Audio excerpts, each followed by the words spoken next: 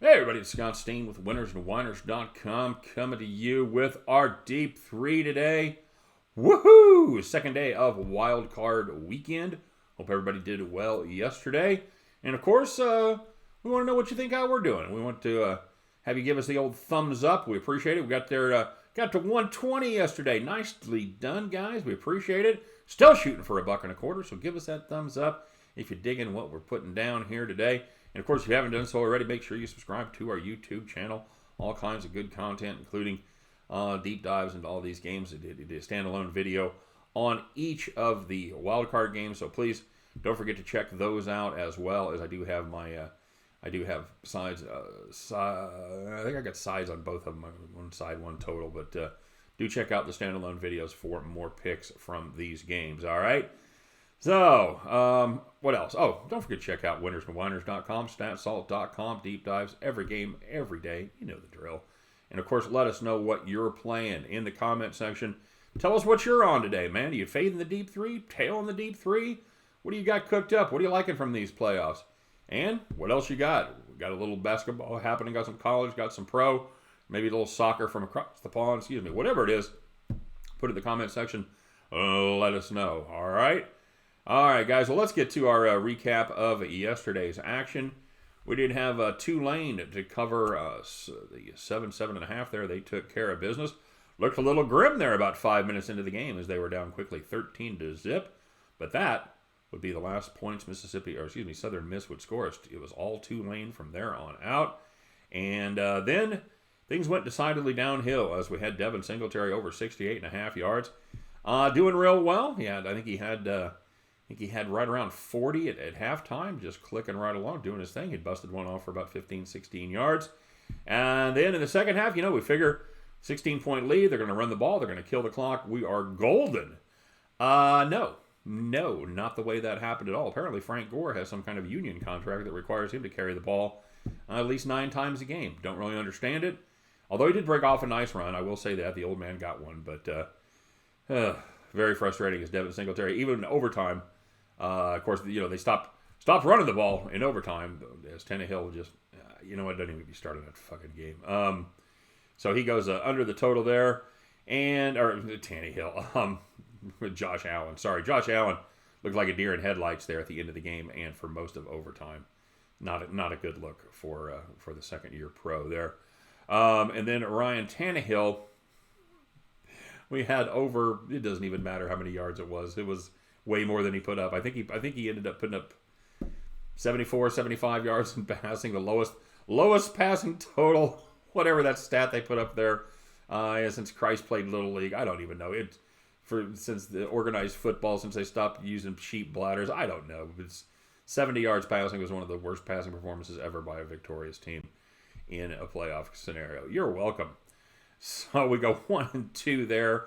On the premium side, even more of a heartbreaking development. We did have we had Tulane Southern Miss under. That came in. Again, looked grim early, but that settled down. Everything hit. And then we had Buffalo -2.5 as a premium pick. Man, we were coasting. We had a little bit of a 16-point lead there in the second half. And Buffalo just absolutely melted down. I'm sure you saw the game. We don't need to fucking recap that. But yeah, not good. And then we had the Tennessee, New England over. Another game where we looked very good. We were sitting at 27 at halftime. Should have been sitting at 34 as he dropped that pick six right before halftime.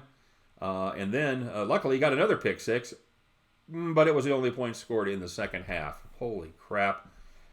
Couldn't get home on the 44, even though we just needed 17 points to push there in the second half. That was not to be. So 1-2 we go on both sides. NFL's a wipeout. Tulane saved us on both ends. So let's take a look at 3 picks for today. I'm going to start off with the Philadelphia game. I'm looking at the Philadelphia team total over 23.5 there, guys. This Seattle defense is it ain't your dad's Seattle defense that you might have grown up with there. It is not the Legion of Boom anymore. More like the Legion of Gloom. This is a Seattle team that ranked 22nd in scoring defense. They give up 24.9 points per game. And here's the key for me. They gave up 24 or more in 12 of their 16 games. I think they do it again today. This is a Philadelphia team that is figuring out a way to get it done, even without any personnel hardly on their team at all. They're running the ball well, and Carson Wentz became the first player in NFL history to throw for 4,000 yards and not have a 500-yard receiver. If you think about that, that is a very impressive accomplishment. You understand why it's never happened before. I think that Philadelphia rolls there at home. I think they continue to get it done. I think it's going to be a close game, but I think the points are going to be scored. Give me the Philadelphia team total over 23.5. And starting off with it's Prop City. I can't quit you. We're going to play Dalvin Cook under 18 carries for the Minnesota Vikings. A couple factors in this one. Number one, Dalvin Cook's still banged up. He's he says he's 100%, but he's been absolutely hurting with those shoulder injuries here for the last, basically the last month of the season. The other thing about that is Madison is back as well, his backup, and I don't think they're going to be able to give him as many carries as they might normally like. But that's just part of the equation. Now, the other part of the equation is the bigger problem that I think the Vikings are going to have. I think they're going to be chasing the Saints. I think that the Saints are going to come out there and put up points. And I don't think that Minnesota is going to be able to keep pace in this game by running the football. They're certainly not going to be able to run as much as they want. And I think Dalvin Cook, between the way this game plays out and between Madison being healthy, I think Dalvin Cook goes under 18 carries. And we're going to take a prop from the Philadelphia and Seattle game. I like Russell Wilson to rush for more than 22.5 yards. All right. Here's my theory behind this one. The bigger the game, the more Russ tries to put the team on his back and do whatever it takes to win. This is an Eagles defense that does definitely get after the quarterback. They have 43 sacks on the season, while Seattle, well, they have a propensity to give up sacks. They have given up 48 on the year. I think the way this one comes down, I think Russell Wilson breaks out of the pocket 2 or 3 times and scrambles, and then I think they probably call, let's call it 2 or 3 designated runs or designed runs as well. I think one of those times he breaks it off for at least 15 yards. The other 3 to 5 carries, I think he puts up enough yards to get us over that 22.5. I think we get home on this one. Give me Russell Wilson over 22.5 rushing yards.